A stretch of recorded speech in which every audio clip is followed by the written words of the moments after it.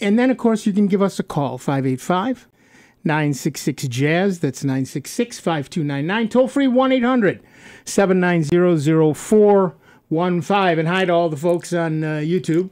Have we started yet? One thing we have to say. Do we? Yeah. Okay. Do you notice something, folks? I was going to save that till later, but go ahead. Yeah. No, I want to get it right out there right now because we can't thank our listeners enough.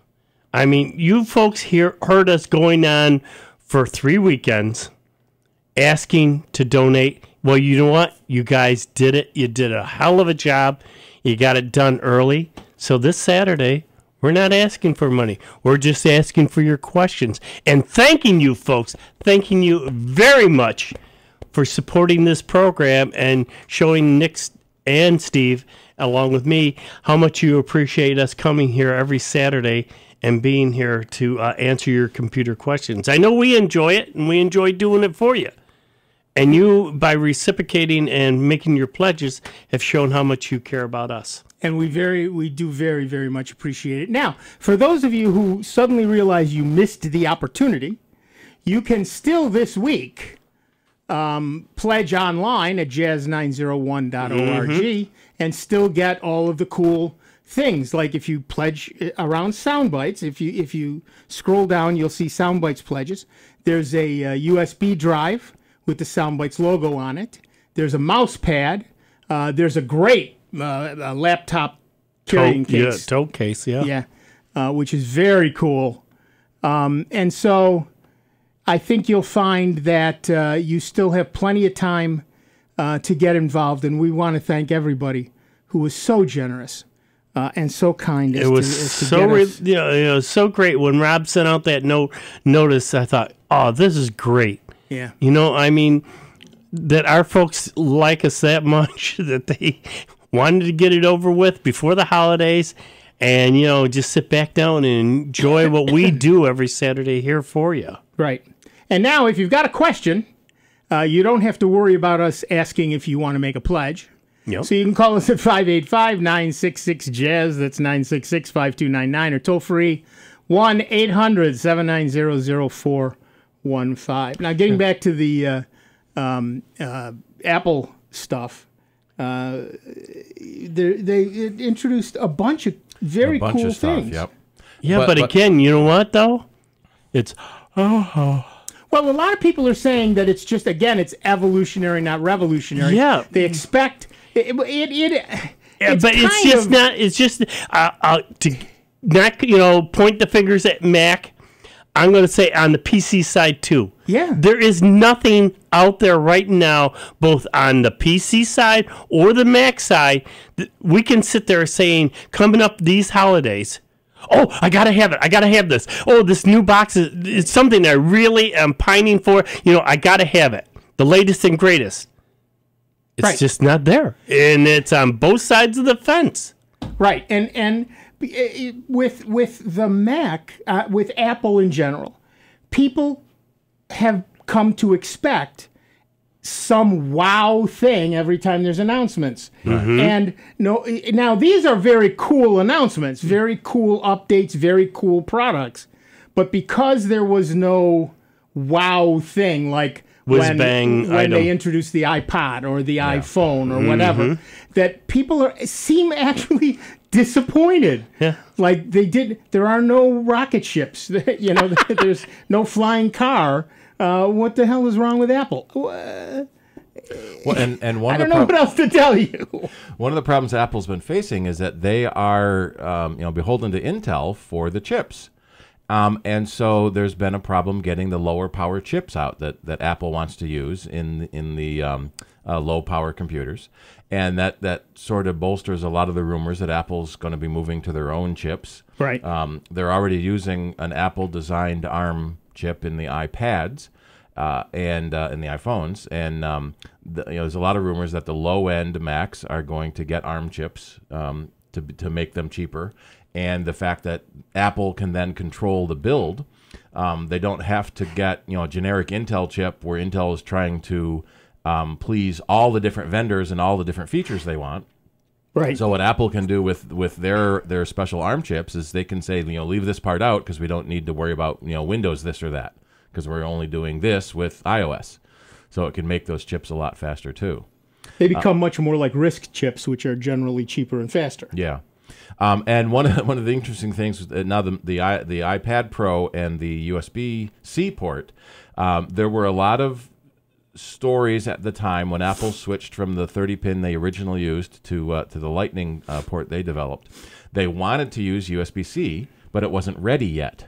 The USB-C spec hadn't been finished. There weren't any chips using it yet, so they had to develop their own version, and it became Lightning. And then when USB-C is now starting to get popular in the last couple of years, most devices, even in the Windows world, and Android phones are using USB-C ports. Right. That now we've got to switch again. So everyone is always mad about needing to buy new ports when they buy their new thing. And so we've had 3 years now with the Lightning. In fact, when did Lightning come out? The Lightning port. Now we got to switch everything again and buy all new dongles again. Right. Well, that's like I've got here because my Pixel came with a C connector. Yep. So I wound up getting a number of, and they were dirt cheap, converters to take it from A to C. Right. Well, and that's what that is right there. That's been a problem for a long time. A lot of phones would use micro A or micro or mini A. So mini and micro are different. Right. And that's we have a little dongle here, or a pile of dongles here in the studio. So DJs can plug in their phones, and there's 7 or 8 different plugs because every company used something different. The EU actually standardized on mini USB Mini B, I think a couple years ago. Yep. So then a lot of phones switched over to that. Yeah, but B's common for most of your tablets and everything else. And now we're seeing a lot of phones have already started switching to USB-C because then you can use a lot of the same peripherals you have on your computers because the computers have started switching. And to USB-C. It's also a faster charging unit. Yeah. I noticed with my C, I can hook that up whether it's in the car or wherever, and I was down to, just yesterday, I was down to like 15%. I got a warning. So I plugged it into my van, and within an hour, I was already up to 95%. Yep. It's like, whoa, that's just a car charger. Yeah, most phone chargers are 5 watts. The tablet chargers are usually 10 or 12. But with USB-C, Apple has a 29-watt charger for their computers. You can plug that into your iPad and charge your iPad even fast. We get a lot of people will mix up their phone and tablet chargers, and they'll complain that their tablet takes forever to charge, and so they bring it in. Oh, that's your phone charger. Oh, I wondered why my phone was charging so fast. Yes, you've got them backwards. So sell them another. You sell them another tablet charger, so then they can get a rapid. Yeah, sell them a rapid charger. Right. Because that's what I wound up doing for my van. Because the tablet I have and the software we use, it sucks a lot of power. Yeah, I bet. So the rapid charger though at least keeps it 100%. Because during the day we're using it constantly to well, map you've got out. GPS going. Yeah, well, that's the thing. Once we do, and I mean, that's one thing. I love Google Maps. Don't get me wrong, but Waze has it hands down better because with Google Maps, I can pull onto a street, and it goes, "You arrived," and I go, "No, I haven't. I'm still got to go halfway down the block." Right. It's not. It gets you close. The problem I have with Waze, and I haven't used Waze in a while, but the problem I have with Waze, it would say, turn left here. Give me a street name. Yeah. I think it might now. Google Maps gives you a street name. Yes, it does, and you can also see it. Right. We used Waze on our last big road trip because it has traffic notices and obstruction notices and all that stuff.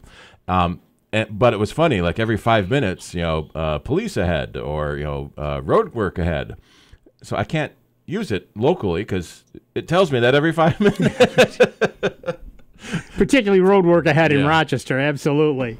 But yeah, so there's a bunch of new Apple toys, and it'll be interesting to see where they go. Well, we're going to take a quick break. We'll be back in just a couple of minutes with Dave Enright, Steve Ray, me, Nick Francesco, and you. It is 19 minutes after the hour.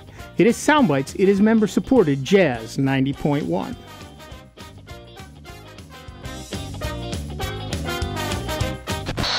Online 24 hours a day, 7 days a week at soundbites.org. More with Nick Francesco, Dave Enright, and Steve Ray next on member-supported Jazz 90.1. The success of any business depends on its ability to offer value, a great quality product or service for the right price. Businesses themselves need to get value for the things they need as well. As an underwriter of Jazz 90.1, you can get the word out about your business, what you do, where you are, and how to reach you. Underwriting messages are straightforward, simple, and easy to remember. Underwriting at Jazz 90.1 is a great way to promote your business while supporting public jazz radio. For more information, call the Jazz 90.1 business office at 966-2660 today. What do you call a station that plays swing all weekend and blues all week long? We call it Jazz 90.1 Swing and Blues. If it sounds good, and it does, surf on over to jazz901.org and in the right-hand column, click on the Jazz 90.1 Swing and Blues button. Instantly, you'll be deep in the blues or totally in the swing of things, depending on the day of the week. Swing all weekend, blues all week long. The Jazz 90.1 Swing and Blues channel. Take a listen now. Visit jazz901.org, then click the Swing and Blues button. If you want to support Jazz 90.1 a lot, but your budget says only a little will work, there is a way. It's called the Jazz 90.1 Jazz-O-Matic membership.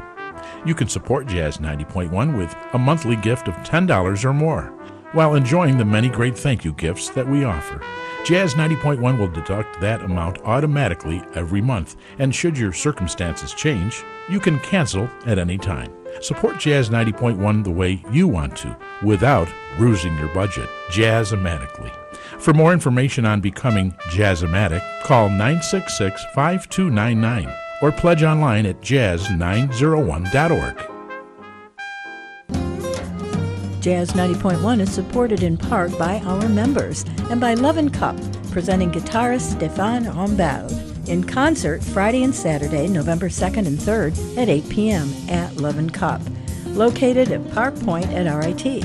For more information, you may visit www.loveandcup.com or call 292-9940. These days, it's easy to have information overload. Sometimes I just want to kick back, hear my favorite music and the news that affects me. That's why I stay tuned into my local radio station. When important news happens in my part of town, I hear it from them first. For the best entertainment, sports, news, weather, and traffic, anytime, anywhere, I stay local. Support your local stations. Text RADIO to 52886. Furnished by the NAB and this station. Message and data rates may apply. Reply STOP to opt out. Do you want to take Jazz 90.1 with you everywhere you go? Don't worry, we've got an app for that.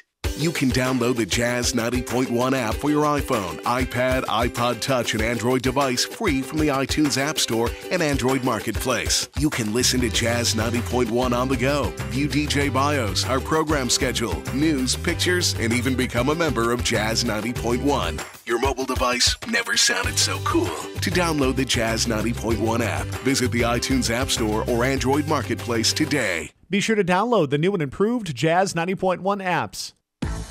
Robot lumberjacks? Tell me more. This is Sandra Tsing-Loh with the Lowdown on Science. Lumberjacking is dangerous work for humans. How about for chainsaw-wielding robots? There, the problem is power. Climbing gobbles energy, as does holding robots vertically in place. So most climbing bots need huge batteries. Inspired by human climbing techniques, robotics engineers from Japan's University of Gifu had an energy-saving idea. Lumberjacks inchworm up trees using movable ropes. With a rope encircling them and the tree, they lean away from the trunk, pressing their feet against the tree.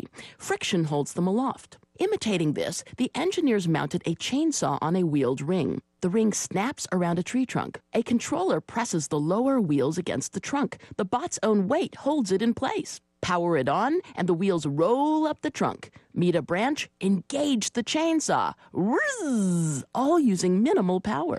Is a Japanese giant chainsaw robot monster movie next? Sawzilla?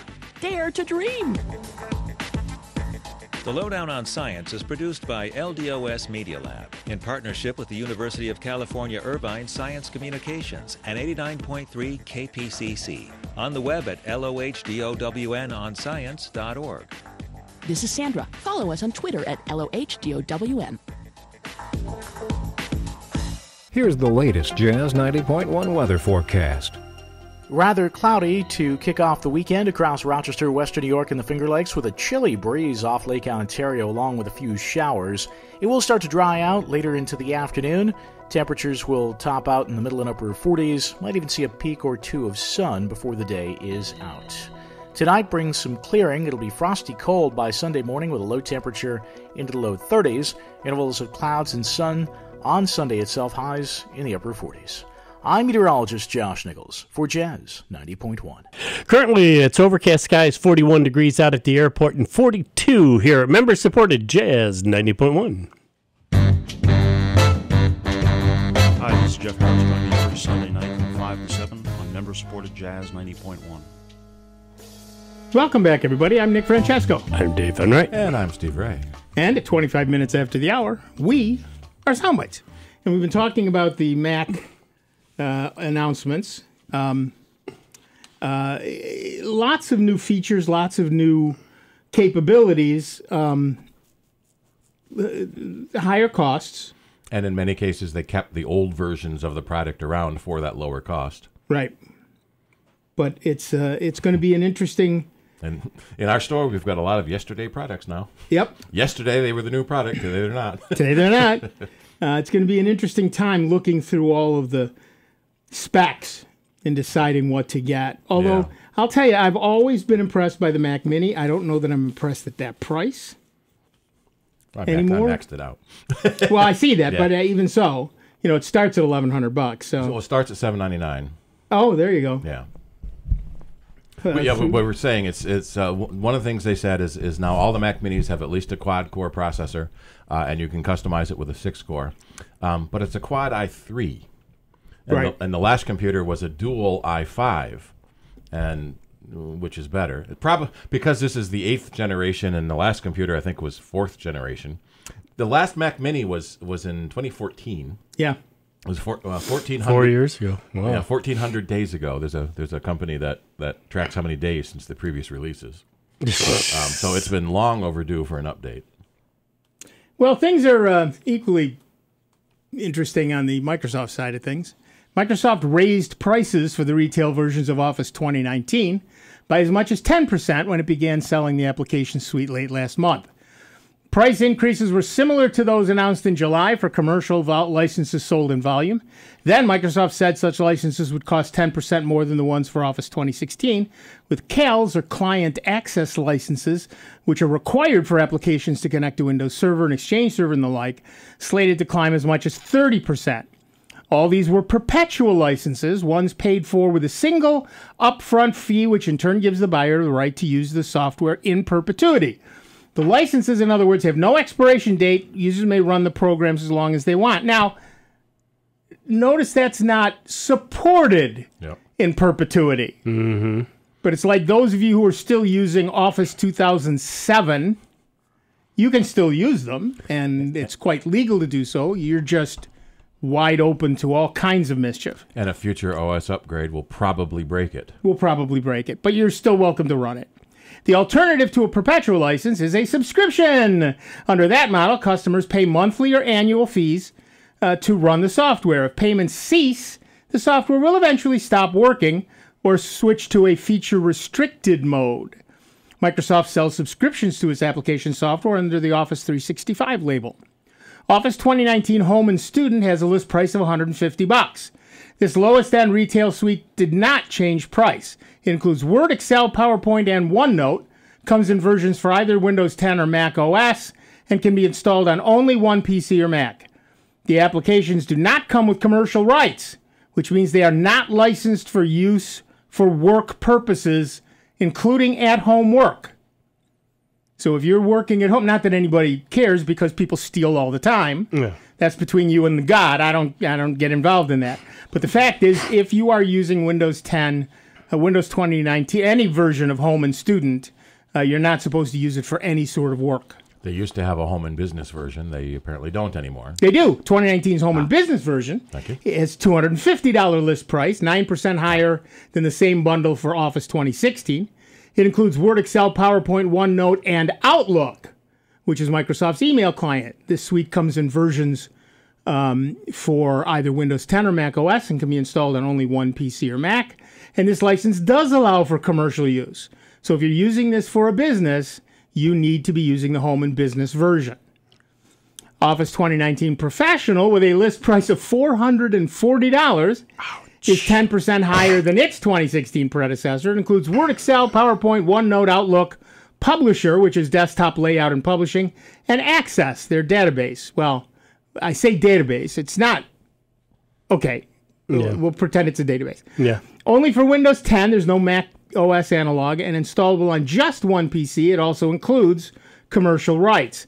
The last time Microsoft raised Office perpetual license prices was in 2010 with the debut of Office 2010. Microsoft's price increases were seen as a way to push more customers from perpetual licenses to rental-like models of Office 365. In a perfect world, as far as Microsoft is concerned, all we'd have would be Office 365. It's going to be harder to look at licensing for on-premises using perpetual versus Office 365 when compared on purely financial terms. In a July 25th blog post, that's how far back this goes, the company said the price changes will highlight the benefits of our pricing for a cloud-first world. Prices for Office 365, both consumer and business-grade plans, remain unchanged. So are you ready for a subscription-only Microsoft world? Give us a call, 585-966-JAZZ. It's 966-5299. Toll-free 1-800-790-0415. And several stores, including ours, still have the old versions at the cheaper price. Right. And if you, like you say, you don't want to feel guilty for stealing, right? You just go over to, free Google Docs. Google Docs, LibreOffice. Those will do, I'm sorry, everything you want to do. The average, all right, tell me if I'm right or wrong.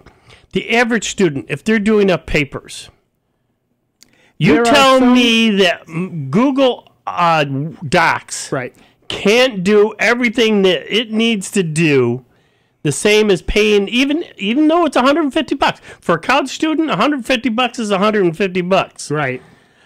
It'll do the exact same thing, and when they turn it into the professor won't know jack.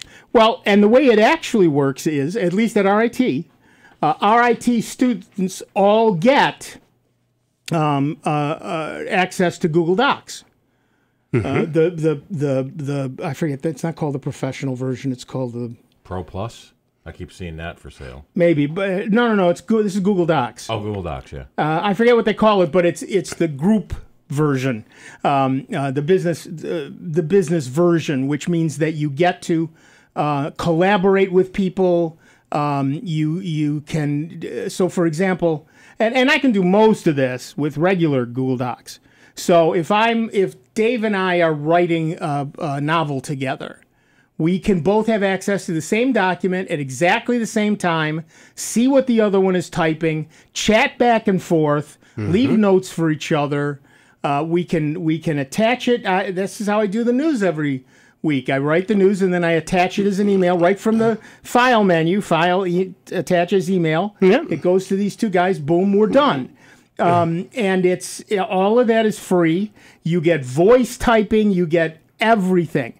There are a few very specialized products that hook into Microsoft Office for certain business models.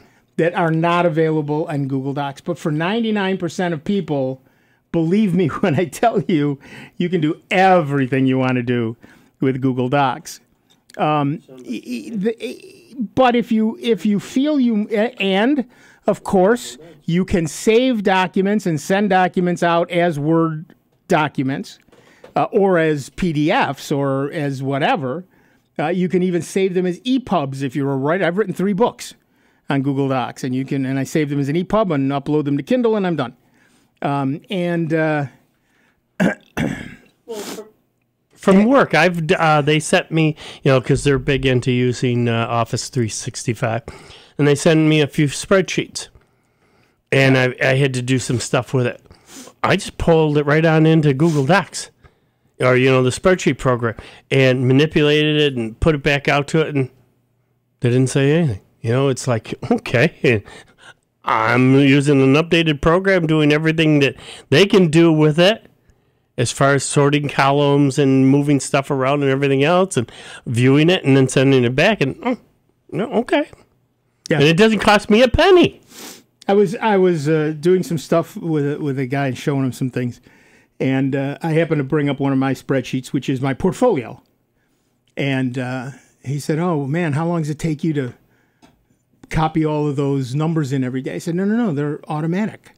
It goes out and grabs the latest prices and volumes and yada, yada, yada, yada, and just populates the spreadsheet. So it all happens automatically. And then I've got one that shows little graphs and things like that. Mm-hmm. That's all automatic. And he said, I don't know that Excel does that. I said, I don't know either, but I don't care because I'm doing it now. And, of course, I can look at it on my phone, on my tablet, on my desktop, on my laptop. I can look at it anywhere in the world that and I not have paying a penny access. for it. I'm not paying a penny for it. But so yeah, it's. But if you need to have Office for whatever reason, if you feel you must pay money to get what you would otherwise get for free, then Office, the new version of Office, will cost you 10% more. It's that simple. Ouch. Yeah. All right, to the phones. Excuse me, I'm drowning here. Our first caller is Larry from Penfield, New York. Hi, Larry. What's up? Hi, guys. I've been planning on replacing my laptop with a Chromebook for several months now, and for one reason or another, I was especially having a hard time deciding which Chromebook to get.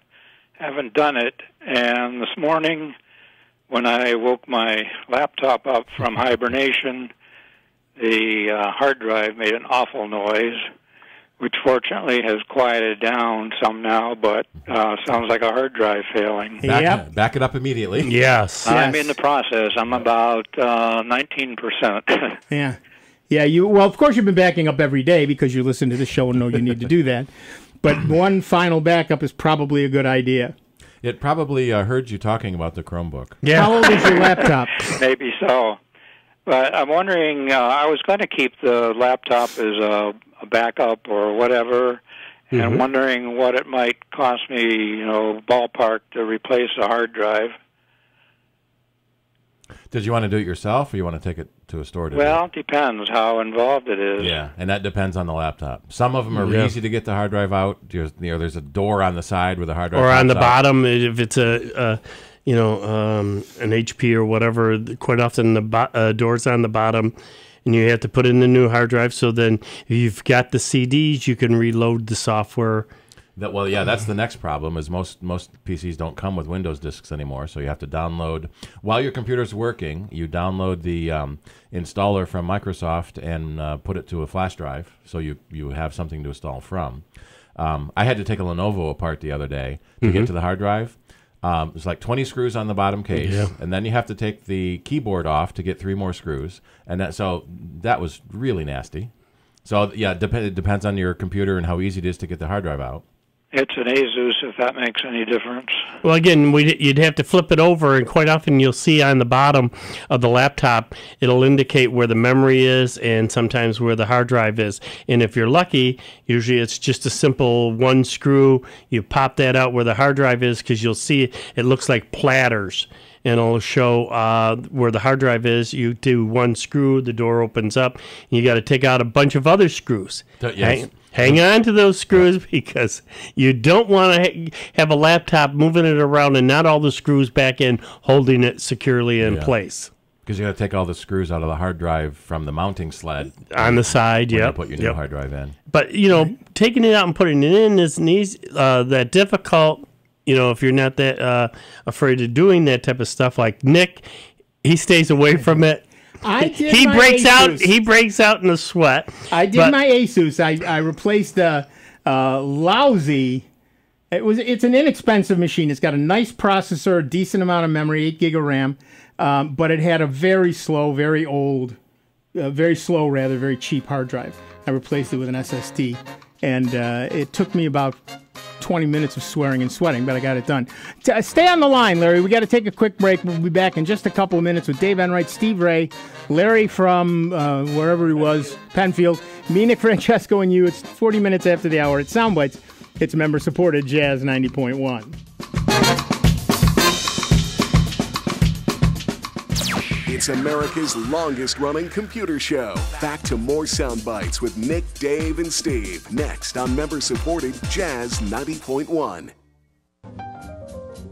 Did you know that Greece Central School District is the only district in Monroe County without lighted athletic fields and one of 2 without synthetic turf fields? The Reimagine Greece proposal would change that by adding a lighted field and synthetic turf playing surfaces at every school. Learn more about the proposed athletic improvements and other project components at greececsd.org, and don't forget to vote on December 4th. I'm voting in the midterm elections because my constitutional right, because my ancestors died, to make it better for my children. The women before me fought so we can remain free, helping your community out. Midterm election. I know every vote makes a difference. My opinion matters. I vote. I vote. I vote in the midterm election. Register now on IamAvoter.com. And don't forget to vote Tuesday, November 6th. Brought to you by I Am a Voter and the Ad Council. Are you in the mood for a new clothing item from the Jazz 90.1 online store? Jazz 90.1 is currently stocked with short and long sleeve t-shirts, polos, sweatshirts, sweatpants, and more. Visit the Jazz 90.1 online store and see all the great items available so you can tell the world, tastefully, that you are a proud Jazz 90.1 listener. Visit the Jazz 90.1 online store today at jazz901.org. Veterans, are you planning to file a VA disability claim? Get ready for a better way to file. The Decision Ready Claim Program gets you a decision within 30 days after it's submitted. That's just 30 days for the benefits and services you've earned. Talk to your accredited representative or go to www.benefits.va.gov/DRC to learn more. Brought to you by the U.S. Department of Veterans Affairs.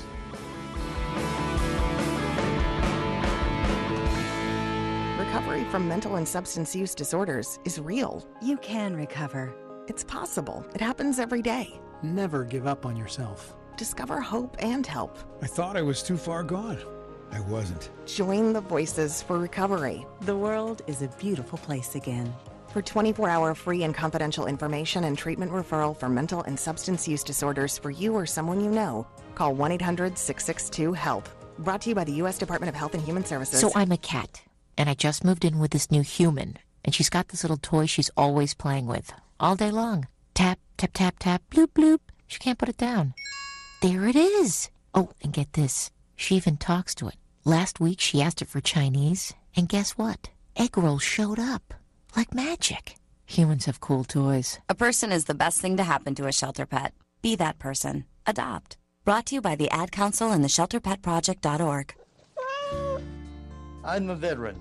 We hit a mine in Vietnam. As America's veterans face challenges, DAV is there. My victory's been never giving up hope. DAV helps veterans of every generation get the benefits they've earned. I finally admitted, with my PTSD, I wasn't doing well. So veterans can reach victories, great and small. Now I wish I'd found DAV sooner. My victory is just enjoying each day. Support more victories for veterans. Go to DAV.org. Follow Jazz 90.1 on Instagram at WGMC Jazz 901. And now, a check of your Jazz 90.1 weather forecast. Rather cloudy to kick off the weekend across Rochester, Western New York, and the Finger Lakes with a chilly breeze off Lake Ontario along with a few showers.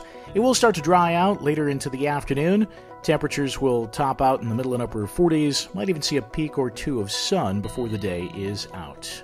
Tonight brings some clearing. It'll be frosty cold by Sunday morning with a low temperature into the low 30s. Intervals of clouds and sun on Sunday itself, highs in the upper 40s. I'm meteorologist Josh Nichols for Jazz 90.1. Currently, we've got overcast skies. It's 42 degrees out at the airport and 42 degrees here at member-supported Jazz 90.1. Hi, this is Derek Lucas. Join me weekdays from 10 a.m. until 1 p.m. for the Coffee Break Concert on member-supported Jazz 90.1. Welcome back, everybody. I'm Nick Francesco. I'm Dave Enright. And I'm Steve Wright. And at 44 minutes after the hour, we are Sound Bytes, and we have Larry from Penfield still on the line. You still with us, Larry? I am still here. Excellent. Okay, so, yes, your laptop hard drive is making a horrible noise, and you're in the process of backing it up. That's a good thing. How old is that laptop? Probably about 5 years. There you go. That's the average. The average hard drive lasts 5 years. So you're there. So back everything up. Make sure you've got a good backup of everything. You could also. How do I make sure I've got a good backup? Well, you want to check it. If you're doing a backup, what are you backing up to? Portable drive. Well, no, you go look at the portable drive and see that things are there. Yeah, and here's the other thing, though, Larry. Don't worry about backing up programs. Programs will do you no good backing them up. The data. Yeah, it's your data. The data is the one prime thing that you have to worry about. Whether, say, in a program, say, if you were using checking like QuickBooks or something like that, that you save the data. Because when you reinstall the operating system, you're going to have to reinstall all software. So when we tell people to do backup, it's backing up all the data, photos, documents, anything like that. Programs, don't waste your time. Well, in addition, he's looking to go to a Chromebook, so he can't use those same programs anyway. Exactly, but the data, right? Whether you're going to a Chromebook or a regular laptop, always just the data, right? Not the programs. Larry, are you using Google Drive? I'm not. You should be, particularly with the Chromebook. Mm-hmm. You should move all your data up to Google Drive. And the easiest, do you have a Gmail account? I do. Okay, so you can log on to Google Drive at drive.google.com with your Gmail ID. And when you do that, you'll see that you've got probably nothing there. Your Gmail ID is your Gmail account. Right, your so email it's, address. Larry at gmail.com and then the password, whatever it is. Once you get your document, once you get to Google Drive, one of the things you want to do is under the gear icon, there's settings. And the second thing in settings is convert uploads.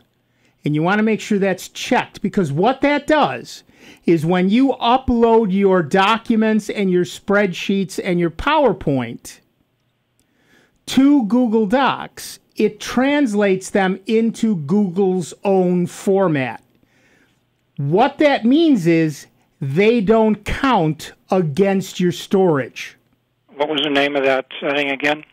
It's under settings. It's the second one down. It's called convert uploads. Make sure that's checked. While you're in there, the fourth one down is called offline. And what that does is syncs all of your stuff to your computer. So if you are ever offline, you can still edit your last, I don't know, however many documents. But what's nice about Google is they give you 15 gig of storage, which doesn't sound like a lot. But anything in Google's own formats, like documents in their format, spreadsheets in their format, or presentations in their format, don't count against your storage. So I've got about 20,000 documents of various sorts up in Google Drive, and I've only used 2 gig of storage. Okay, so that explains my next question of how to do the transfer. I just do it by putting everything on Google Drive. Yeah, just put it all on Google convert Drive. it. And your photos, you can put in Google Photos. And, Yep. Right. And if they're below, what is it, 12? 16K. 16 megapixels, they don't count toward your storage either. Yeah. So I've got about 20,000 photos up in Google Photos, and like Steve said, they do not count against my my They're storage. less than 16. Right. You're good. Right. What's using most of my storage is some PDF, bunch of PDFs and things like that that are just up there for, I don't know why I still even have them, but they're up there, and that's what's taking up my 2 gig of storage because none of the other things are. So it's easy enough to do. All you have to do just time consuming. It's just time, but you don't have to do anything. Yeah, well, people find excuses if it takes more than 5 minutes. Right. You know, I might have to spend 20 minutes sitting there and selecting all the folders that I want to convert to have it automatically do that. Yep. So if I wanted to have somebody replace my hard drive for me, roughly what might that cost for a 500 gig drive? The cost of the drive is not a lot. It's the labor to install it, Yeah. and that depends on the computer. And the software, because if you don't have the software, the Windows, they're going to have to charge you to get a copy of Windows. So you're probably looking at a couple hundred to do everything. Well, just the software. Yeah. It goes back to that you were doing earlier. So you need your Windows license key in order to reinstall Windows onto the hard drive, and especially with laptops, the license key is often printed on the bottom, which tends to rub off over time. Right. So there's a program called Key Finder from Magic Jelly Bean, and I've posted a link to it. That will find the product key you need hiding in your registry. So that's the key that will be needed to reinstall Windows on the new drive. Okay, so it doesn't sound like it's probably worth my while to mess with that.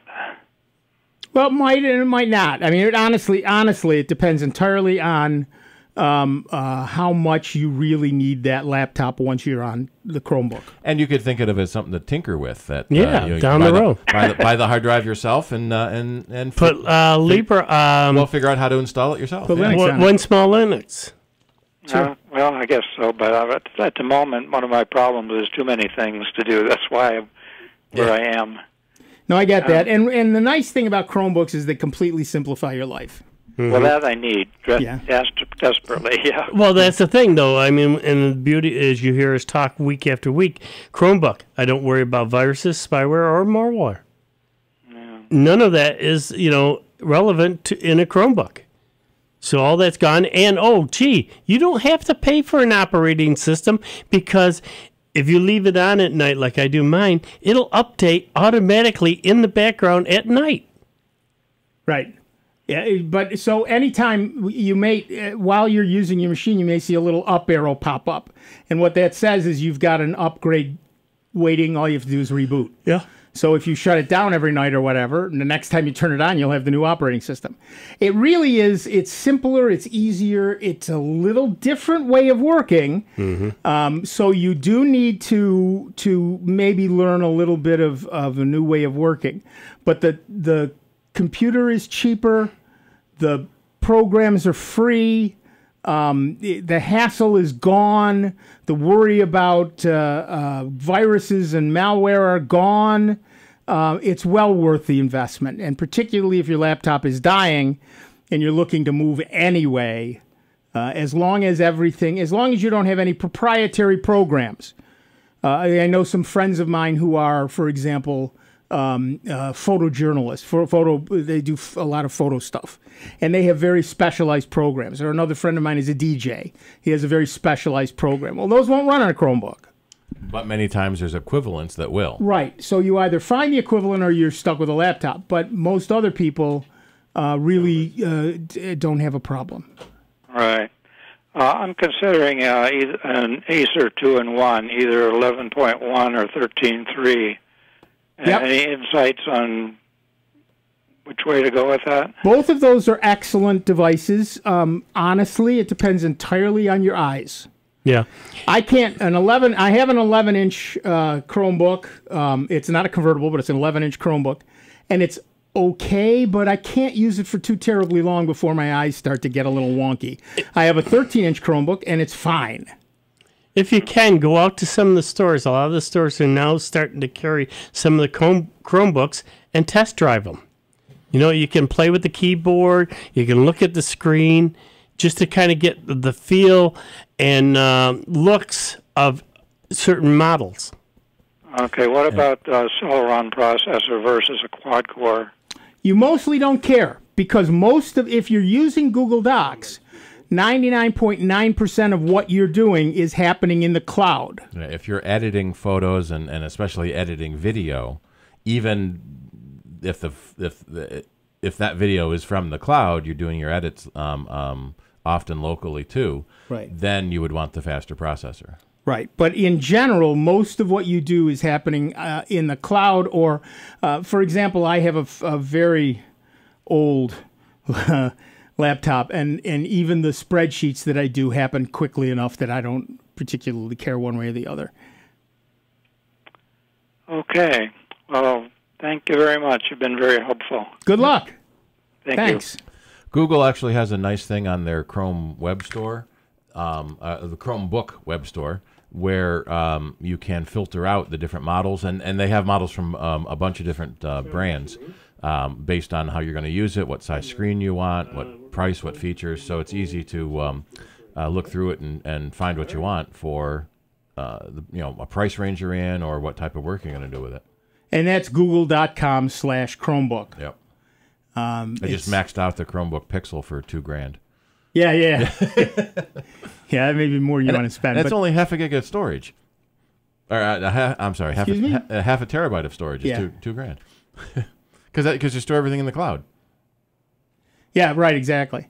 I will tell, so we only got a couple of minutes left, so if you're on the phone, we'll catch you in the second half. Please stay on the line. We'll be right there with you. But I want to tell a quick story. We don't have enough time, really, to take a question at the moment, right. so I'll tell Go a quick ahead. story. This week we had Rochester Googles, and one of our members said he got a virus on his Chromebook. I said, I don't think so. But what happened was when he went to google.com, and he was at google.com, if he entered a search, it actually took him to some other website for the response. Mm-hmm. And I thought, that sure looks like a virus, but how could you possibly get it? And I thought, oh, you know what? Did you load software on this thing? Go into the store. He said, oh, yeah, I did this and that and the other, and I loaded a couple of things for Bitcoins. I said, okay, here we go. Somewhere along the line, during all of that, you said yes to loading an extension.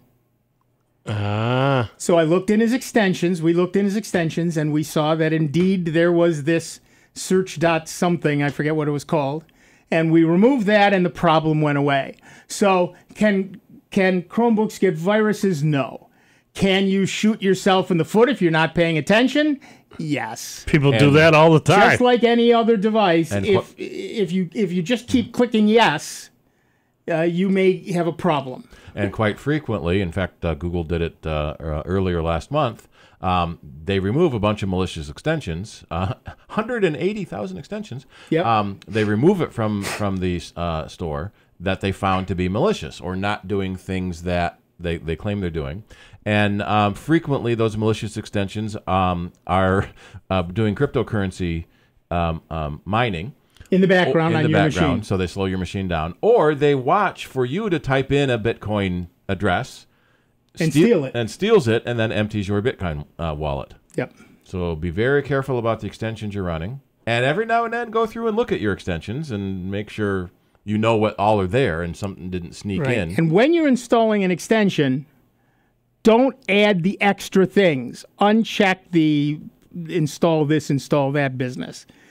Pay attention, read every screen. That's on you when something like that happens. That's entirely on you and not on the Chromebook or on Google or anybody else. You're the one who controls what goes into your machine.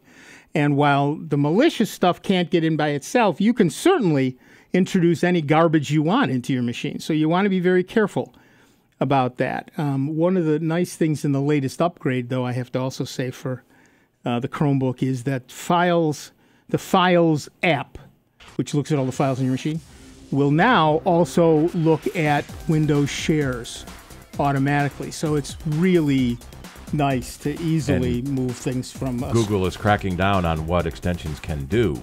Right, to help stop malicious extensions get in the first place. Right. All right, that music tells us you wasted an hour of your life with this nonsense. And I know there are a couple people on the line. Please stay on the line. We will get to you as soon as we get back. We will be back in just a couple of minutes with Dave Enright, with Steve Ray, with me, Nick Francesco, and you. It is 59 minutes after the hour. And once again, let me thank all of you who were so generous as to pledge during our recent very successful pledge drive. We thank you, and you're the reason we get to say this is Sound Bytes right here on the truly great and truly member-supported Jazz 90.1. See you on the other side.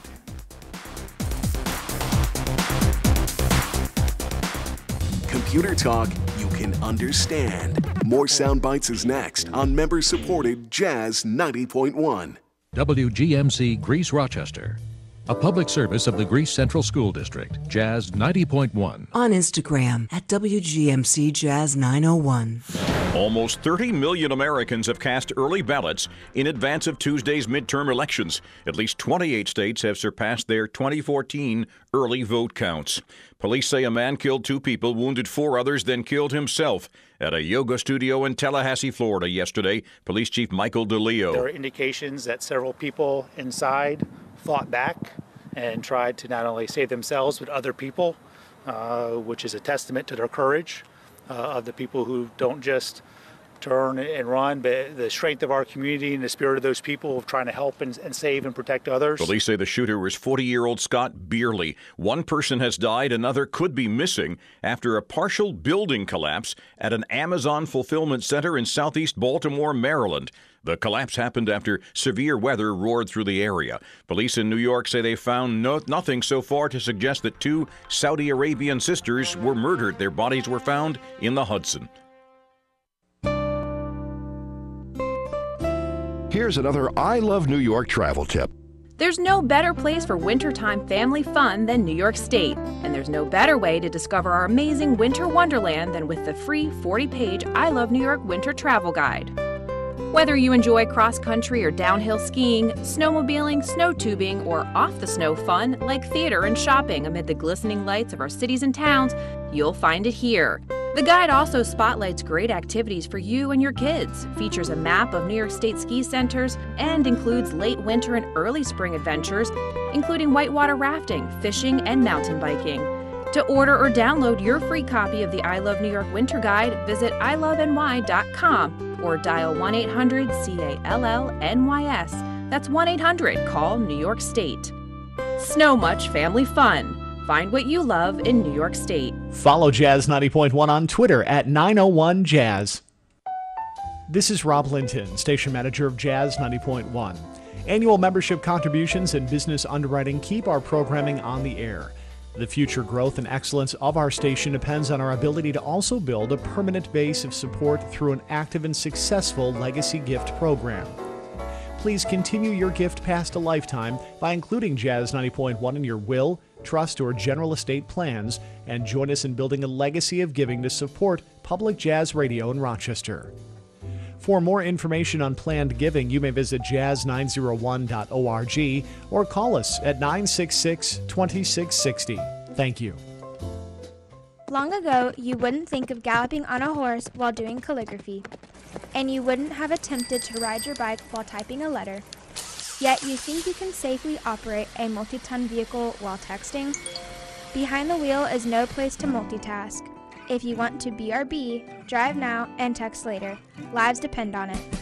Visit StopTextStopWrecks.org, a message brought to you by the National Highway Traffic Safety Administration, Project Yellow Light, Noise, and the Ad Council. Melissa from Michigan. I work an extra part-time job serving lunch at my child's school, but I still can't afford to put food on our table. Daniel from California. Choosing whether to pay the rent or pay to fix the car to get to work doesn't leave us with much at all. Now we can't even pay for meals. Hunger is a story we can end.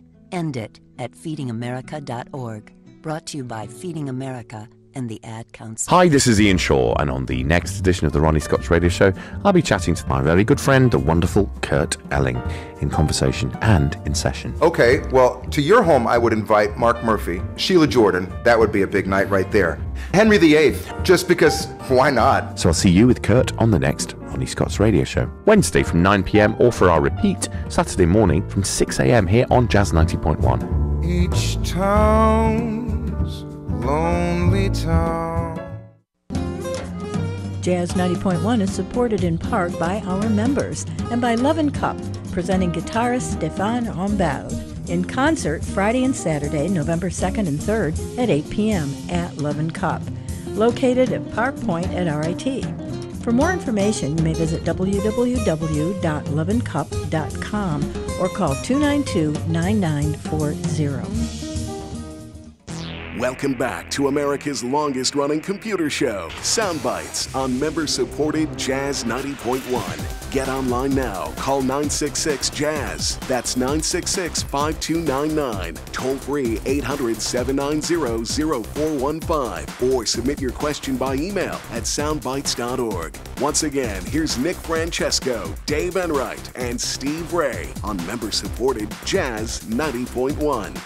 Welcome back, everybody. I'm Nick Francesco. I'm Dave Enright. And I'm Steve Ray. And at 5 minutes after the hour, we are Soundbites, and we have Patient Mark from Greece, New York on the line. Hi, Mark. What's up? Hey, good afternoon. You were talking about the Chromebooks, and I was wondering if you have seen the latest update that came through. Yes, the version 70. Beautiful. It's beautiful. amazing. They made the icons larger. Yep. And that's wonderful. And it's a beautiful update, seamlessly very similar to what they did in the last update before they finished it. It's like the last one wasn't quite finished yet. Right. So they incorporated all those rounded edges into everything, which is just beautiful. Notifications are easy. Settings are beautiful. Everything they did was just beautiful in this update. Yeah, it's pretty amazing. I was very impressed. Again, for those of you who don't have Chromebooks, they update them fairly regularly, and a lot of them are point updates. You know, you had 69.035, 69.036, whatever. But when they update the major number, they just updated to version 70, and they changed a lot of the internal look, as Mark is saying. The icons are a little larger and rounded, and they're gorgeous.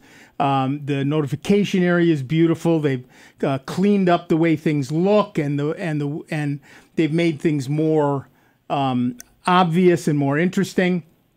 It's really a very, very lovely update, and I was pretty impressed. And again, as with every single update, it's free, and you don't even have to do anything. It comes down in the background while you're working.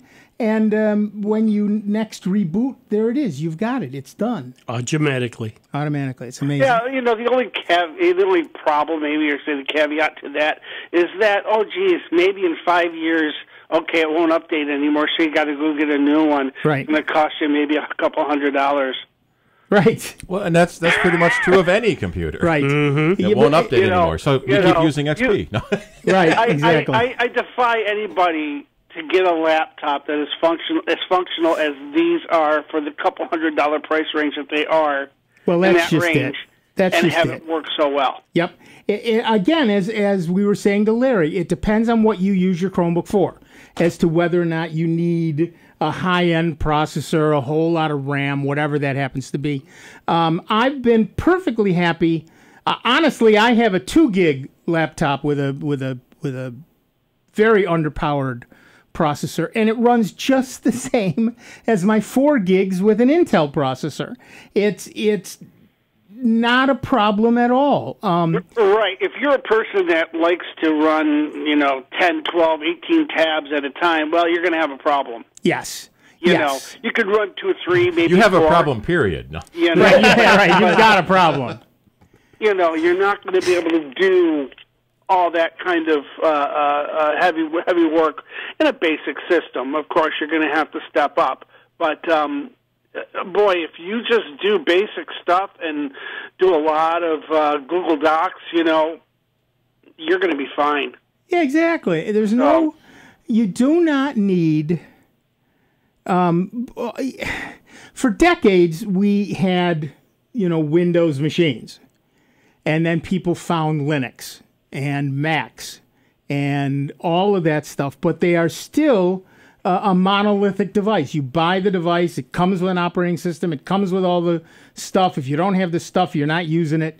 And then people began to discover Google Docs, which is all online, which means they can now use it with any device anywhere on the planet. And as phones and tablets got more common, you want to see all your same files and photos on all your devices. Exactly right. That's right. Exactly.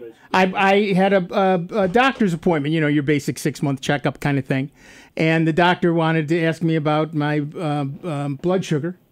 And I keep track of it. And so I brought it up on my phone and I showed him the Google spreadsheet with all my numbers on it. He looked and he said, "What is this?" And I told him. He said, "I love this." He said, "It's right. Can I get a copy of that?" I said, "I'll share it to you right now. Boom, boom, boom. What's your email address? Bang, you've got a copy." He was thrilled right out of my phone instantaneously, and it's not like I'll print you a copy, I'll send you a copy. You've got it. You just click on the link and you're there. And you shared him the live copy, so as you update it, he gets the update. He sees the updates. It's exactly right. And I shared it to him as a viewer, not as an editor, so he can't change anything. But he can view it. But he can get all the results that he needs to So now he keep can you yell healthy. at you because you had that donut an hour ago. Yeah, exactly. Exactly right. But yeah, they are quite amazing devices, and they are seriously useful devices. But you do have to, it's like, as we have always said, it's like buying a new car. But in this case, you're buying a slightly different type of car. So instead of buying a station wagon, you're buying a Fiat, or a Mini Cooper.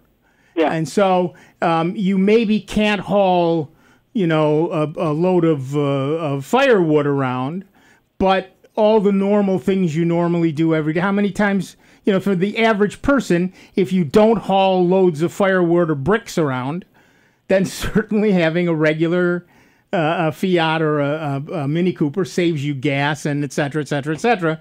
Why not get one? Right. And I tell people exactly what you say. Live in your Chrome browser for a few weeks or a month. And if you're getting everything accomplished that you want to get accomplished, you'll be fine using a Chromebook. That's exactly right. And I've told so many people that. I said, well, you can check your mail easily. You can write letters, you can do spreadsheets, you can do all that. And I'll tell you, so many people have been happy and have bought Chromebooks because of that. They lived in their Chrome browser for a few weeks. Right. Just as long as you can live in the Chrome browser and do, everything you want to do, you're done. You're on your way. And now you have access on most of these now. There are more and more of them have Google Play. Yep. And you can run a lot of them, not all of them, but I'd say probably 75% of the apps you can run in there. Yep. So if you need to run a phone app on your computer, on your laptop, you can do that now. So right. We get people in the store that'll ask us, between the iPad and the Mac, what's the difference? And one of the differences is, well, the Mac has 500,000 apps on it, and the iPad only has 200,000 apps on it. Right. Oops. You probably only need 3 or 4 anyway. Right. But all the games you want, all the productivity stuff, all the utilities, all of that stuff. I mean, you can get, if you wanted to, you could get a Chromebook that's a convertible. That is to say, the screen swings around so it folds in half behind the keyboard. That might be my next investment after this one goes, is getting something more like that. Right, and it comes with a touch screen, So you can then say, well, if I want a 15-inch or a 13-inch or a 14-inch or whatever it is, and spend anywhere from $300 to, well, you can certainly spend $700 or $800 on it if you want to, or $1,500 if you want to. But you can spend a few $100 and get a system that is essentially a laptop and a tablet and runs all the Chrome stuff and all of the Android stuff. And a lot of the newer ones also will run some Linux apps. So you pretty much have the best of all worlds. Right. And on top of those apps, that some of them, I say in that 25% that they do run, some of them say they're not optimized for that particular for the screen size and stuff. But yeah. I've run them, and I'd say a good majority of those still run pretty seamlessly. Right. They run fine. They just don't look quite as hot as they do on a phone or a tablet. Exactly. So, most people, like I say, like you said, live in that browser for a little while, and if you can do that, no one says you have to get rid of your Windows machine. Right. This just takes the stress off of having to use it all the time. Right. And I tell people all the time, get yourself a desktop, which is cheaper. You can spend the same amount of money and get more stuff in it with Windows if you really need Windows, and carry around a Chromebook. Yep. That's what I do now. Yep. It works great. Thanks. Okay. Have a good one. Thanks, Mark. Have fun. Yeah, it's I'm telling you, spend some time thinking about a Chromebook, prepping yourself to use a Chromebook, and you'll find that your life just gets so much easier. It's kind of amazing. So yeah, absolutely, definitely give that a shot and take a look at it. Like Mark said, like we say all the time, you can very easily just use your regular desktop and live in Chrome. Do the Google Docs and all the other stuff, and see what you can do. All right, back to the phones. Our next caller is Ray from Pittsford. Hi, what's up? No, it's Pitford. Pittsford, yeah. How are you? That's okay, close enough. Hey, I got a question about Windows 10 and elderly hardware. I have a Dell Latitude D410, sorry, and it's running Windows 10 with 2 gigs of RAM slowly, but it's sort of stuck at version 1709. You won't update to 1803 because apparently the video driver chips on the motherboard are too old for Intel and Microsoft to bother to update. So my first question is, what risks am I running leaving it stuck at 1709? Well, you don't have the latest security patches, so you have to be more vigilant on the internet, and likely you'll run into problems with something that sneaks through. So you need to be much more diligent about keeping your antivirus up to date and all that stuff. And run your super anti-spyware or malware Bytes a little more often. Right. And you may find if you're using Windows Defender, you might want to stop using that and get something else that will update. If you're still using 1709, you probably want to stop using Windows Defender if you're using that. Okay. Second question. If I decide to go away from Windows 10, you guys have any favorite Linux distributions that would work well on that vintage of hardware? Linux products work generally. How old is your laptop? It's probably about 10 years. It's a Dell Latitude P4. 10 years. How much RAM do you have? 2 gig. 2 gig? Yeah. Okay. You're at the bottom end of most modern Linux distributions, but there are 2 that will run very well on your machine. One is called Puppy Linux, and the other is called Damn Small Linux. Okay. Both of them give you all the features, but they are designed to run on machines with lower hardware, lower video, less RAM, which is essentially what you have right there. And both of those are available. Steve's going to put up links to both of those on our website at soundbytes.org. and you'll find that either one of those will give your machine some new life. All right, super. I have one other question. I know you guys are real fond of Google Docs and a lot of the what I'll call, quote, free, unquote, Google services. My experience is that free just means that the payment is hidden somewhere, and I guess you guys are okay then with sharing the data that's in that app with Google? You're not sharing anything. Your data is stored at Google, but it's encrypted. Yeah. It is unlikely that Google will be able to read it, but right. theoretically they could. Right. But that's pretty much true of anything you do. Right. And you have to understand what they mean by read it. What's happened is because many. Okay, Ray, hold on the line, would you please? Sure. We got to take a quick break. Back in just a couple of minutes with Dave Enright, Steve Ray, me, Nick Francesco, Ray from Pittsford, and you. It is 19 minutes after the hour. It is Soundbites. It is member-supported Jazz 90.1. Online 24 hours a day, 7 days a week at soundbites.org. More with Nick Francesco, Dave Enright, and Steve Ray next on member-supported Jazz 90.1. Jazz 90.1 is supported in part by our members and by Love & Cup, presenting guitarist Stéphane Rambaud in concert Friday and Saturday, November 2nd and 3rd at 8 p.m. at Love & Cup, located at Park Point at RIT. For more information, you may visit www.loveandcup.com or call 292-9940.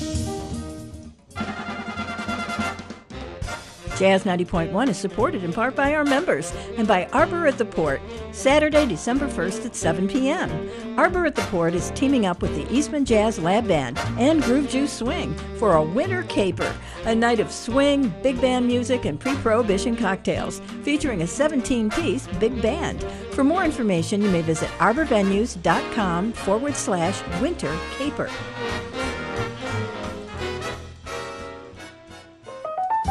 As a Jazz 90.1 listener, you have the ability to leave a lasting gift to the jazz community.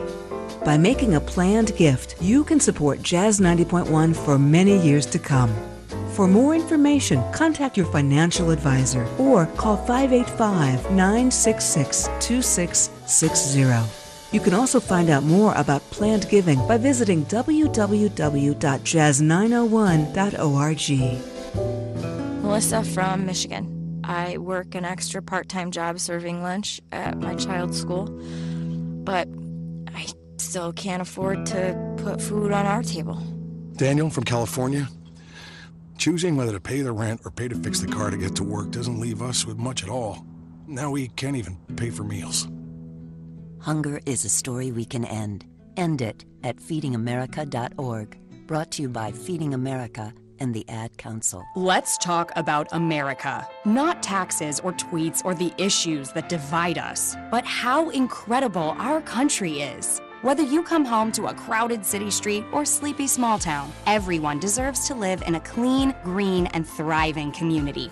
We are Keep America Beautiful, the nonprofit working with millions of people like you to end littering, improve recycling, and beautify communities. Learn more at KAB.org. Together, we can do beautiful things. 3, 2, 1. Oh no. Which button am I? When every second counts, you can't wing it. Guys, a little help up here? In a home fire, you may have less than 2 minutes to get out. So make a family home fire escape plan. Then practice home fire drills at least twice a year so everyone knows what to do when they hear. Prepare your family at ready.gov/fire drill. Brought to you by FEMA, the Ad Council, and Make Safe Happen. Let's talk about America. Not taxes or tweets or the issues that divide us, but how incredible our country is. Whether you come home to a crowded city street or sleepy small town, everyone deserves to live in a clean, green, and thriving community. We are Keep America Beautiful, the nonprofit working with millions of people like you to end littering, improve recycling, and beautify communities. Learn more at KAB.org. Together, we can do beautiful things. Here's the latest Jazz 90.1 weather forecast. Rather cloudy to kick off the weekend across Rochester, Western New York, and the Finger Lakes with a chilly breeze off Lake Ontario along with a few showers. It will start to dry out later into the afternoon. Temperatures will top out in the middle and upper 40s. Might even see a peak or two of sun before the day is out. Tonight brings some clearing. It'll be frosty cold by Sunday morning with a low temperature into the low 30s. Intervals of clouds and sun on Sunday itself, highs in the upper 40s.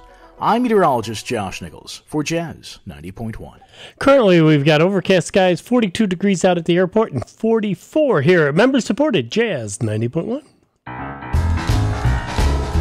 Hi, this is Al Malutis. Join Ray Seraphin and me on the Polka Bandstand Show every Saturday morning from 10 a.m. to 12 noon on member-supported Jazz 90.1. Welcome back, everybody. I'm Nick Francesco. I'm Dave Enright. And I'm Steve Ray. And at 24 minutes after the hour, we have Ray from Pittsford on the line. Ray, still there? Yeah, I'm still here. Okay, so you were asking about sharing your stuff with Google. Well, you're not really sharing it with Google. As such, your stuff is encrypted at your machine, and it goes up to Google, yes, but it's already encrypted by the time it gets there. So the theory is they can't really just wander around and look at your stuff. Reading all your personal documents without going through, a heck of a lot of work if they really want. Yes, here's the deal. The United States government uses Google Docs. Well, okay, that's maybe a recommendation. Yeah, so, depending, of course, on how you feel about our government, that's either a good or a bad recommendation. But the reality is they've done a lot of the research into the security of it all, and they seem to think it's fine. So, and not just the government, but also the armed forces.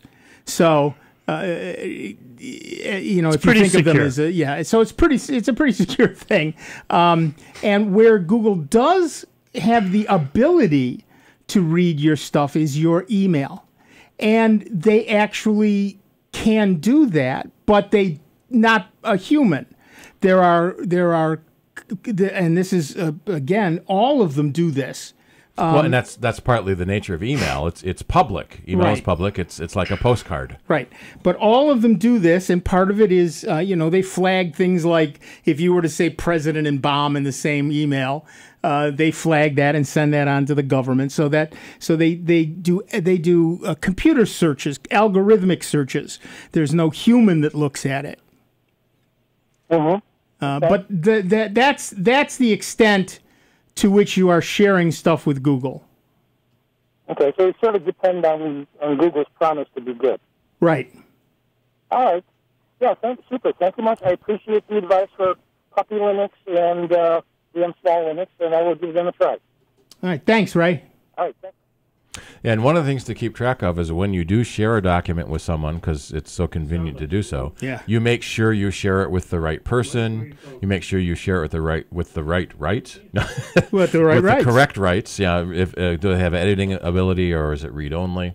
There was a problem in Dropbox a few years ago where apparently the permission flag got lost and anything you shared was suddenly shared with everybody anywhere. Yeah. Oops. When you share something with someone, you enter their name if they're in your contact list, or you enter the email address. So make sure you get that right. And you have a choice. You can say they can edit the document, they can comment on the document but not edit it, or they can only view it and not comment or edit.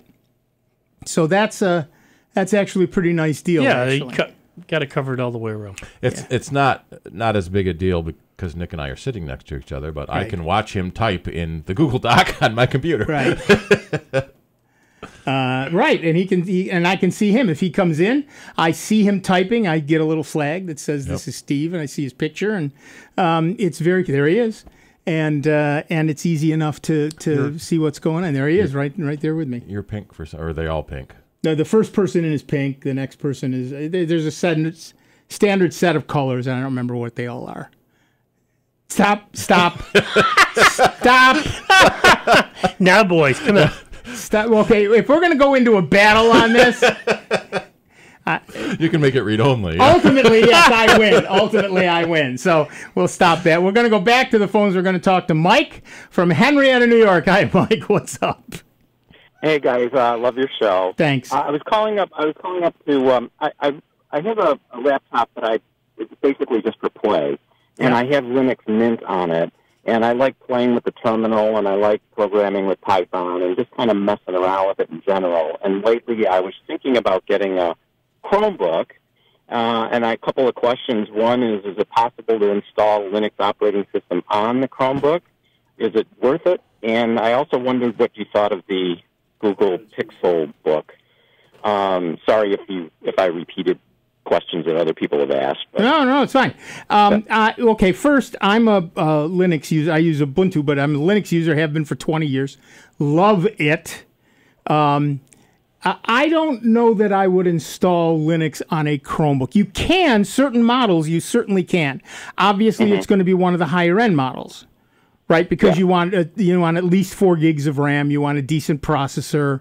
You may want to replace the hard drive because many of them are only 16 or 32 gig. You may want to replace that with a 250 gig SSD drive. It's not a lot of money these days. And the Chrome OS is based on Linux already, so it sort of already is Linux. Right.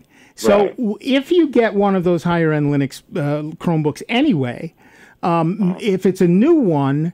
Right now, it's still beta right now, but there is the ability to run Linux apps on the Chromebook.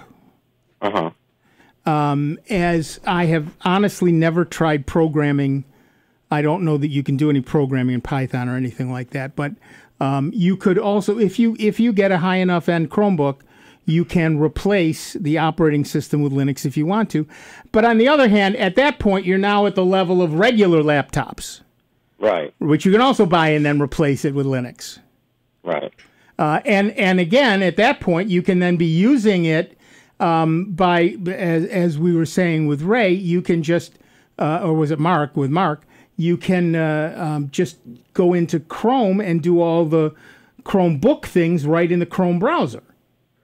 And yet you still now have the ability with a laptop that's probably closer to $400 or $600 to put Linux on it and run all the Linux apps and do your Python programming and all that stuff. I see. Okay. Yeah. All right. Well, very good. Well, thanks a lot. All right. Have fun. What do you think of the Google Pixel book? I think the Google Pixel book is amazing. I certainly am not going to buy one myself because it's a little outside my personal price range. Yeah. But it's a very cool thing. It's designed to be the reference model. That is to say, Google put it out and said, here's what we think a Chromebook should look like and should work. I mean, internally, not obviously not the look, but internally. And it's a little, I think, for the average user, overpriced. Well, doesn't the Pixelbook have the quad pixel thing in it? So even though it's like the Retina screen on the Mac, the it's only a 15-inch screen, but it's got 4 times as many pixels as. Right. It's a very high-end device. Yeah. Most people don't need that, but if Right. you do need that, that's the thing to get. But I do think that most people, if you get it, it's either because you really need it, or you're just interested in the prestige. Gotta have toys. Yeah. Yes. Yeah. Okay. Well, thanks a lot. All right. Have fun. Appreciate it. All right. Thanks a lot. Bye-bye. Bye-bye. Yeah, I would love to own a Pixel book, but that's not something that's going to be in my future.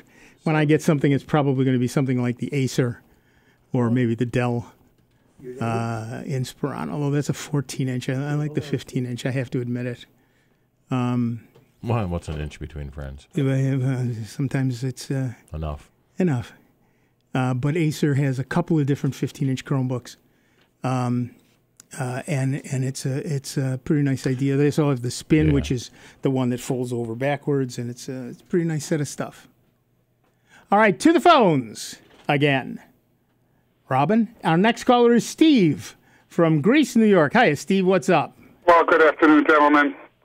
I am the owner of a Google group for a writing group. Oh, nice. And everything was set up. We had a folder on it for dropping in minutes from our meetings. Right.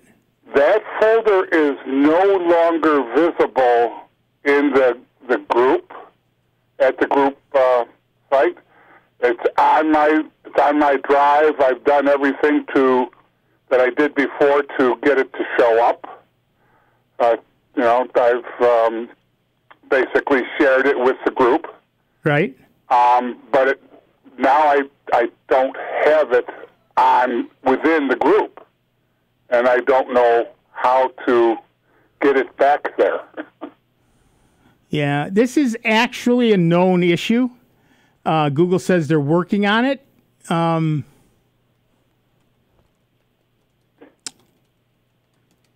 Wait and see. I'm not sure what you can do make beyond a new shared folder and copy everything into it. That's the only thing I can think of. And it's been an issue for a while. They fixed it and it comes back, and they fix it and it comes back.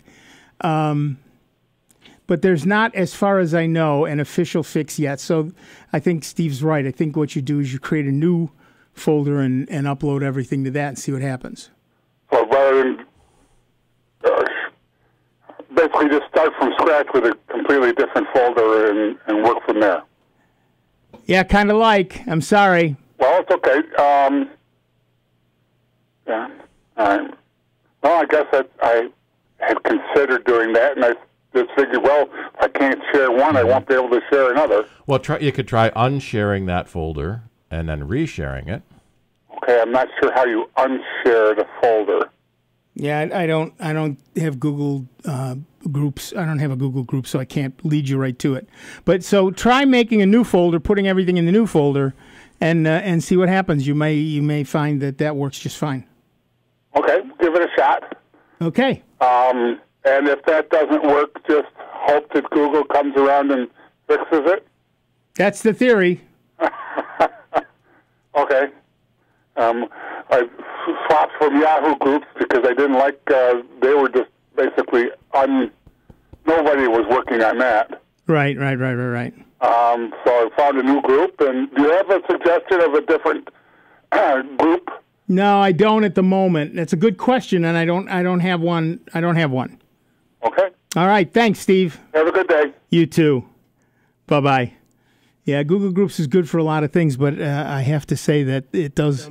I suppose you could use Facebook, but if you really want Facebook to see your data. If you really want, Facebook's already looking at all your data. Now, let's talk about things that look at your data. Yeah. We know for a fact Facebook does. Many of the other they've said they do. Yeah, many of the other sharing file sharing services like Dropbox and Box.com and Microsoft what's theirs, OneDrive. Apple's iCloud Drive, you can share folders to other people as well. Right. So it really depends on what you're doing. If you're just sharing folders that people can see their data on, you can do that right out of Google Docs. Right. But yeah, it's a slightly different way to do things. All right, back to the phones. Our next caller is Mark from Henrietta, New York. What's up, Mark? Well, two things, guys.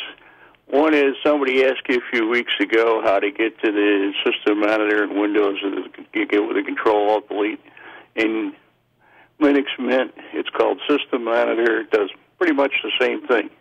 Right. And you didn't seem to know that, so I thought I'd mention it. Thanks. The other thing is I'm running 2006, 2007 vintage Dell Latitude laptops with Linux Mint. I can run Mate or Mate, whichever you want to call it, or Cinnamon with no problem. So it can be a lot older than what you're telling people and still get good results. You don't need I never to said you can't run it on an older machine. I just happened to mention the machine that he had. I have a laptop that's at least 20 years old that I'm running damn small Linux on because it's a very tiny laptop. Right. But you can, as long as the machine continues to run. The problem, of course, is that when they start getting that old, you can have hardware failures, so don't let it be your main machine. Oh, that's all I run. Well, good luck. That's all I can tell you. You know, if it dies, then it's dead. Oh, well. One of the other things it's worth mentioning is that if you take the hard drive out of the dead machine and put it in another machine, it boots right up. Lost the hard drive. Some do. It depends on whether it's the controller that's dead or the hard drive that's dead. Yeah. If the hard drive, that's for the gentleman whose hard drive was making... something else up, you just swap the hard drive, where you can't do that with Windows too readily. Yeah, Windows is so tied to the hardware it's on and the drivers that are in it that it's very hard to do that. Linux is free, and you can do whatever you want with it. So it's very easy to do. So particularly if you're backing up regularly, like every day, and your hard drive dies, you put in a new hard drive, you load the operating system, you load the backed up documents and data, and you're done. It's real simple, it's real easy, and it's all free. Can't argue. Can't argue with that. Okay, I Thanks, Mark. pass that along. Thanks, Mark. Yeah, it's people.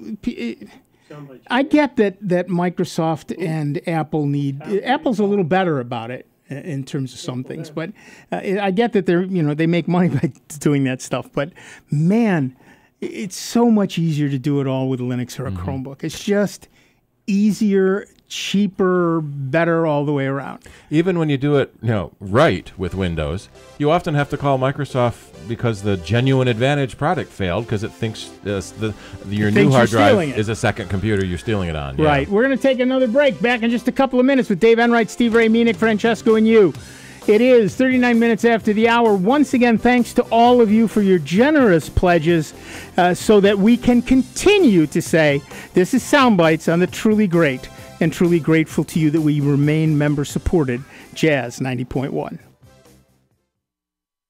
Before you call into our show, please make note of the following rules. 1, turn your radio down. 2, turn your radio down lower. 3, remember, nobody has invented a good-sounding speakerphone yet. Don't use them. 4, make sure you have a point. It makes for a more interesting show. 5, calling does not guarantee you'll get on the air. No whining. 6, if you do get on the air, please do not tell the host what you just told the screener. We don't care. And 7, is that radio turned down yet? We hope this will make for a more enjoyable program, and we thank you for your time. It's America's longest-running computer show. Back to more Sound Bites with Nick, Dave, and Steve. Next on member-supported Jazz 90.1. These days, it's easy to have information overload. Sometimes I just want to kick back, hear my favorite music and the news that affects me. That's why I stay tuned into my local radio station. When important news happens in my part of town, I hear it from them first. For the best entertainment, sports, news, weather, and traffic, anytime, anywhere, I stay local. Support your local stations. Text RADIO to 52886. Furnished by the NAB and this station. Message and data rates may apply. Reply STOP to opt out. 3, 2, 1. Oh no. Which button am I... When every second counts, you can't wing it. Guys, a little help up here? In a home fire, you may have less than 2 minutes to get out. So make a family home fire escape plan. Then practice home fire drills at least twice a year so everyone knows what to do when they hear. Prepare your family at ready.gov/fire drill. Brought to you by FEMA, the Ad Council, and Make Safe Happen. Opiates has taken everything and everyone I've ever loved away from me. Everything. I blew my ankle out and I got prescribed pain pills by my doctor. If making my detox public is going to help somebody, I'm all for it. I just wish I would have had a warning. Opioid dependence can happen after just 5 days. Know the truth, spread the truth. A message from Truth, the Ad Council, and no one. Has your child swallowed your medicine, your laundry detergent, your nail polish remover? Call the Poison Helpline. Have you inhaled paint thinner, glue, pesticides? Call the Poison Helpline. Have a question about a dose, a fume, something your kid just drank? Call the Poison Helpline. Poisonings can happen at the home, on the job, or in the great outdoors. Call the Poison Helpline first for fast, free advice from medical professionals. Call 1-800-222-1222 anytime, anywhere. 1-800-222-1222. Save the number, save a life. Brought to you by the U.S. Department of Health and Human Services. Recovery from mental and substance use disorders is real. You can recover. It's possible. It happens every day. Never give up on yourself. Discover hope and help. I thought I was too far gone. I wasn't. Join the Voices for Recovery. The world is a beautiful place again. For 24-hour free and confidential information and treatment referral for mental and substance use disorders for you or someone you know, call 1-800-662-HELP. Brought to you by the U.S. Department of Health and Human Services. I'm voting in the midterm elections because my constitutional right, because my ancestors died, to make it better for my children. The women before me fought. so we can remain free, helping your community out. Midterm election. I know every vote makes a difference. My opinion matters. I vote. I vote. I vote in the midterm elections. Register now on IamAvoter.com. And don't forget to vote Tuesday, November 6th. Brought to you by I Am a Voter and the Ad Council. Jazz 90.1 weather. Rather cloudy to kick off the weekend across Rochester, Western New York, and the Finger Lakes with a chilly breeze off Lake Ontario along with a few showers. It will start to dry out later into the afternoon. Temperatures will top out in the middle and upper 40s. Might even see a peak or two of sun before the day is out. Tonight brings some clearing. It'll be frosty cold by Sunday morning with a low temperature into the low 30s. Intervals of clouds and sun on Sunday itself, highs in the upper 40s. I'm meteorologist Josh Nichols for Jazz 90.1. And currently right now we've got overcast skies, 42 degrees out at the airport and 44 here at member-supported Jazz 90.1. Hi, this is Rick Petrie. Please join me Tuesday nights from 9 to midnight for North Star Sounds on member-supported Jazz 90.1. Welcome back, everybody. I'm Nick Francesco. I'm Dave Enright. And I'm Steve Ray. And at 44 minutes after the hour, we are Sound Bytes, and we have Tom from Brighton, New York on the line. Hiya, Tom. What's up? Hi, good afternoon. Yeah, I guess I've got something which is counterintuitive, perhaps. Lately, I've noticed both my machines, I have a laptop and a desktop, and they're both pretty old. I guess the laptop is about 8 years old, maybe the desktop is about the same, maybe a little bit older. Both of them have been running a lot better, a lot faster than they were, say, 2-3 months ago. I'm wondering if there was some update to either Windows 10 or perhaps to Chrome that is allowing things to go a little bit more smoothly. What operating system are they running? It's 10. Okay, then yes and yes. Chrome had an update which changed the way it used memory, made it much less of a memory hog. And Windows itself has done some nicer things to the cache and to something else that I don't remember, which helped as well. And certainly if you've been keeping up with your antivirus and all that other stuff, that'll help keep it cleaner too. Okay, that might explain it. Although most people ran into problems with the latest Windows update, so... Well, the latest one, yes. Well, something to look forward to then. Yeah, exactly. One other thing I noticed, I run a super anti-spyware on both machines, and on the laptop it runs very smoothly. And when it starts to delete the malware that it detects, it goes pretty quickly. But the desktop, it takes like 1 to 2 seconds for each item to be deleted. If you've got 2,000 items, which frequently happens, it takes a long time. What would explain that? Two things would explain that. One is that the hard drive on the desktop is older and slower than the hard drive on the laptop. Well, they're both good caviar, Western Digital caviars. Well, and then, but it's not just the drive itself; it's also the controller. Yeah. Right? And the laptop may have a faster or better controller than the desktop does. There's also the fact that when a machine is about 8 years old, you're closing in on the end of life of that drive. In fact, you're past it. Yeah. As we keep saying, Google has an amazing amount of empirical data on hard drives, and the average lifespan of a hard drive is 5 years. So it is possible that hard drive is just not as healthy as the one on the laptop. Okay. All right, I'll go from there. There you go. Make sure you're doing backups. Thank you. Yep.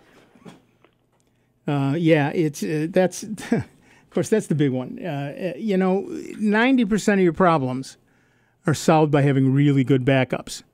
Your hard drive dies, okay, put in a new one. You've got a backup. Got attacked by malware. Got a backup. Yeah.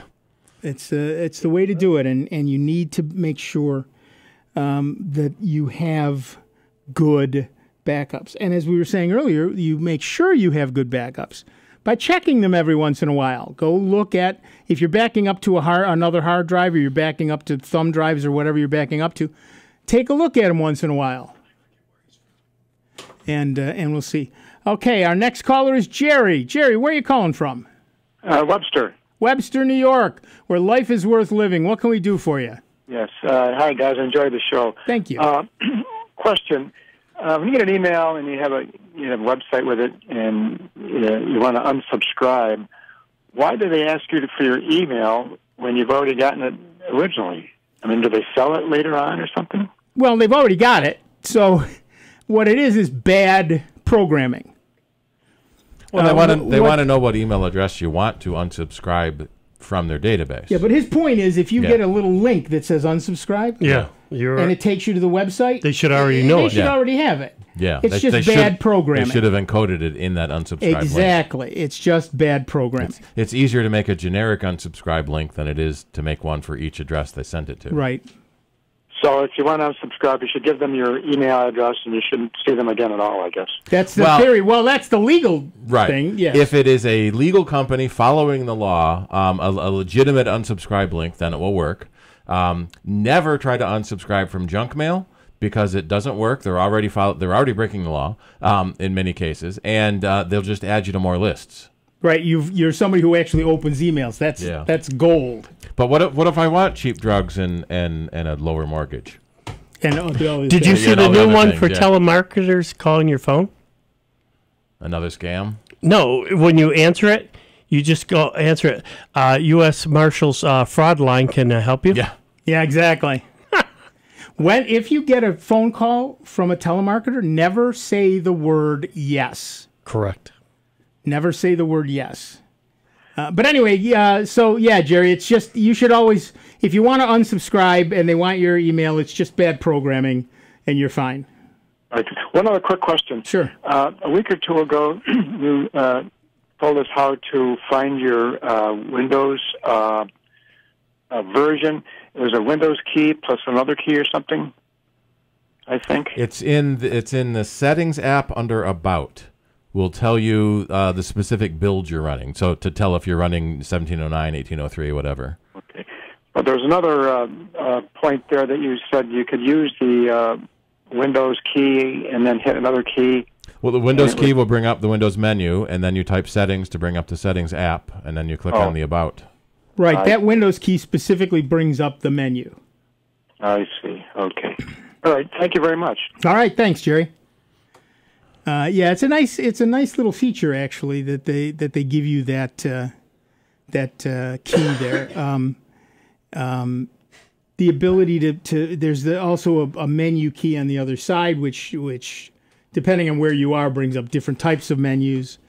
That's a nice shortcut, but not everybody uses it. And if you've turned your laptop into a Linux computer, that key still works. But of course, it doesn't bring up Windows things. Yeah. It brings up Linux things. So you can also do Windows R, which opens a command prompt. Type WinVer and hit OK, and you'll get the version that you're in. Right. Holding down the Windows key and typing R is essentially a run command. Yeah. And then you type in WinVer, which is short for Windows version, all one word, WinVer, and you now run that command. And that will, Steve is right, that will show you all that information as well. But one of the things you should do if you have a Windows computer, find your key, your installation key, which is not the key on the keyboard. It's the what do they call it? Well, there's the product key code. Product key. Which is not the same as the product identifier, which you can see easily. The product key is hard to find. Yeah, right. that's on many machines. There's a sticker on the machine that tells you what that is. Particularly, as Dave said, if you've got a laptop, copy it down now because it may rub off. Or if you see that key code on the bottom of it, take some clear tape and put it over it. Right. To protect it, because as Steve and I both said, constant moving it around rubs it off. And but also write it down somewhere, because if you ever have to replace your hard drive, you will want that key code, and if your hard drive is dead, you can't get that key code. That's where a lot of the companies, I won't say a lot, a number of companies for a while, where the battery goes, they were putting it in there. Yep, that's a good idea. So it was protected. And, not easy for somebody else to steal or copy down or anything else. That was another thing on that Lenovo I took apart. It didn't have a user replaceable battery. The battery was part of the bottom case. Yeah. Just like Apple now. Not like Apple now because it's cheaper that way. Well, yeah, they're just ways of cutting cost. I mean, you want something cheaper, and then people bitch because, I can't do this or this. Well, yeah, they had to give up something to make it cheaper. It was $200 cheaper. Yeah. Yep. Cut corners. You can only do cut corners certain ways. That's exactly and still have a workable device. Here's a tip that has very little to do with computers. My Spectrum remote will also turn on my television.